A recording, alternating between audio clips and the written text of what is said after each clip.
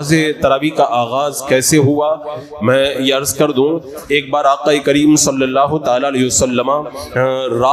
آدھی رات کے بعد میں مسجد نبی میں تشریف لائے، صحابہ کرام موجود تھے، میرے آقا صلی اللہ علیہ وسلم نے انہیں نماز پڑھائی تراویح کی۔ اب جب صبح کا وقت ہوا تو صحابہ تھے، ان کے دلوں میں تو پھر نیکیوں کا جذبہ بہت ہی زیادہ پایا جاتا تھا۔ اب مدینے میں چرچا ہونے لگا،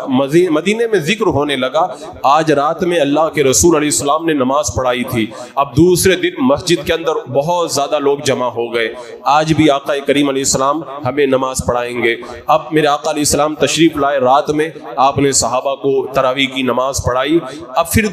اگلی صبح ہوئی تو پھر چرچا ہونے لگا، آج پھر اللہ کے رسول علیہ السلام نے رات میں نماز پڑھائی تھی۔ اب تیسرے دن تو پھر وہ لوگوں کا ہجوم تھا، اللہ اکبر کبیرہ، میرے آقا صلی اللہ علیہ وسلم پھر تیسرے دن ایک روایت کے مطابق باہر تشریف نہیں لائے، اور پھر خود میرے آقا علیہ السلام نے خود نے بتایا میں کیوں نہیں آیا۔ میرے آقا علیہ السلام کو امت کا کتنا پیار ہے، میرے آقا فرماتے مجھے یہ اندیشہ ہوا کہ کہیں یہ نماز میری امت پر فرض نہ ہو جائے، کیونکہ اللہ کے رسول علیہ السلام اگر یہ نماز پابندی سے پڑھا دیتے تو پھر یہ سنت موقدہ نہیں رہتی بلکہ ہمارے لیے فرض ہو جاتی، اور اگر نہیں ادا کرتے قیامت کے میدان میں زبردست وبال کے اندر ہم گرفتار ہوتے۔ پھر جب حضرت عمر فاروق رضی اللہ تعالیٰ عنہ کا دور آیا، میرے آقا علیہ السلام نے اس کی فضیلت تو بیان کر دی کہ ماہ رمضان المبارک میں جو ایمان اور ثواب کی نیت سے قیام کرتا ہے، یعنی نماز پڑھتا ہے، اللہ تبارک و تعالیٰ اس کے پچھلے سارے گناہ معاف فرما دیتا ہے، یعنی جو صغیرہ گناہ ہوئے